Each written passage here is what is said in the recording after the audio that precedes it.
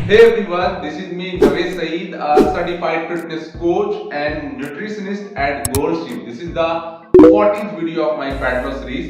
इससे पहले के वीडियोस में मैंने बताया था कि प्रोटीन का क्या इंपॉर्टेंस है हमारे फैट लॉस में। इसके साथ ही प्रोटीन को लेकर बहुत से लोगों को ये कंफ्यूजन रहता है कि फैट लॉस में कौन कौन से प्रोटीन सोर्सेज का इस्तेमाल करें या फिर कौन से फूड में कितने ज्यादा प्रोटीन हैं या फिर इस वाले फूड में कितना प्रोटीन है। तो दैट मींस कि इस तरीके का बहुत सारा कंफ्यूजन रहता है, स्पेशली वेजिटेरियंस को सबसे ज्यादा। आई वुड से कि मैं वेजिटेरियंस लोगों के लिए खासकर टॉप क्वालिटी के जो हाई प्रोटीन सोर्सेज हैं उसकी बात करूंगा विद ग्राम्स। तो चलिए फिर वीडियो को शुरू करते हैं। तो वेजिटेरियंस लोगों के लिए जो हमने नंबर 1 पे हाई क्वालिटी प्रोटीन सोर्सेज को रखा है वो है हमारे एग्स। जी हाँ, अंडे। अंडे की अगर मैं बात करूं तो टू बी ऑनेस्ट पूरे के पूरे वर्ल्ड में एग्स का कोई मैच नहीं है। कैसे? सबसे पहला तो अगर हम एग्स की अगर हम क्वालिटी ऑफ प्रोटीन की बात करें तो ये कंप्लीट प्रोटीन है। दैट मींस कि 9 के 9 एसेंशियल अमाइनो एसिड्स इस एग्स के अंदर प्रेजेंट रहते हैं। अगर हम अंडे के प्रोटीन क्वांटिटी की बात करें तो एक लार्ज साइज का एक आपको जो है 6 ग्राम के आसपास जो है आपको प्रोटीन, वो भी हाई क्वालिटी का प्रोटीन देता है। इसके अलावा अगर हम एक एग्स का अगर हम एग वाइट का बात करें जो सफेदी होता है उसमें आपको ऑलमोस्ट 3 ग्राम प्रोटीन मिल जाएगा जो कि लीन सोर्स ऑफ प्रोटीन है। इसके अलावा अगर एग्स का अगर हम बायो अवेलेबिलिटी का बात करें तो वो भी टॉप पे।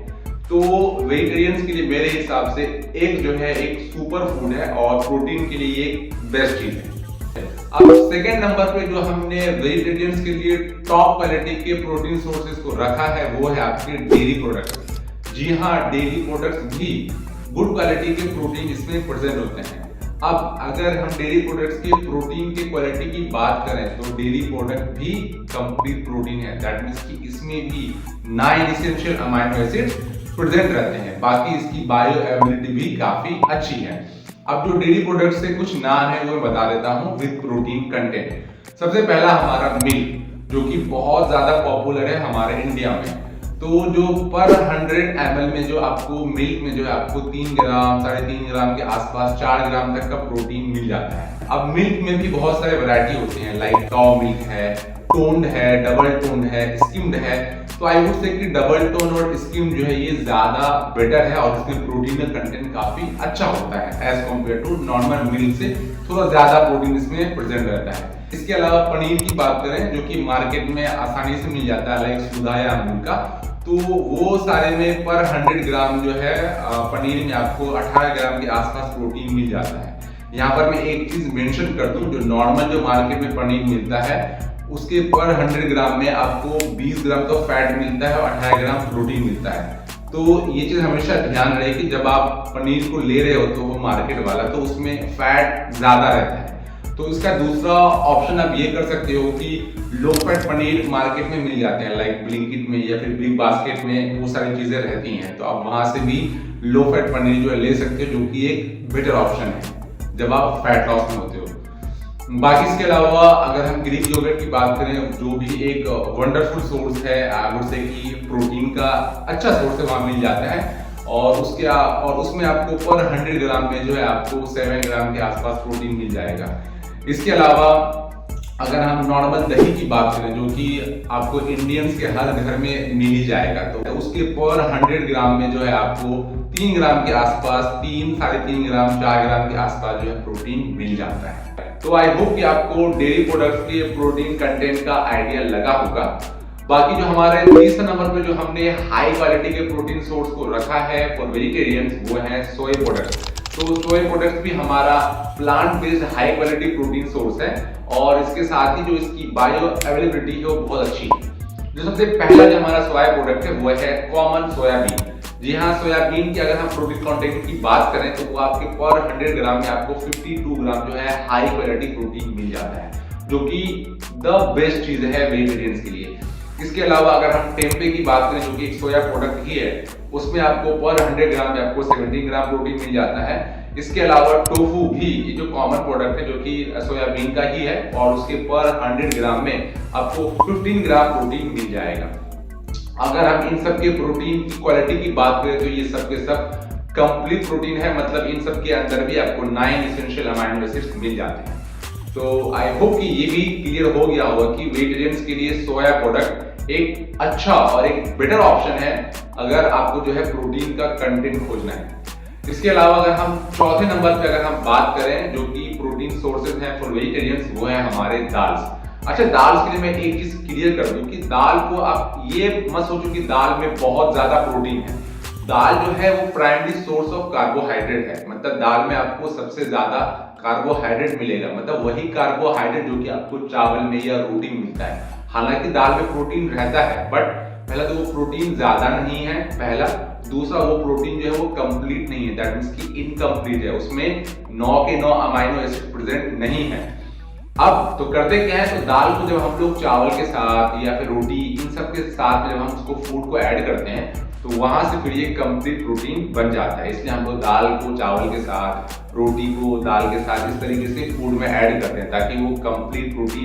तो चलिए अब हम लोग जो है अलग अलग दाल के प्रोटीन कंटेंट की बात कर लेते हैं। तो सबसे पहले जो है 3 दाल को पकड़ लेते हैं। पहला हमारा मूंग दाल, उड़द दाल और आपका मसूर दाल। ये 3 दाल जो है जिसमें थोड़ा प्रोटीन ज्यादा होता है बाकी दालों से।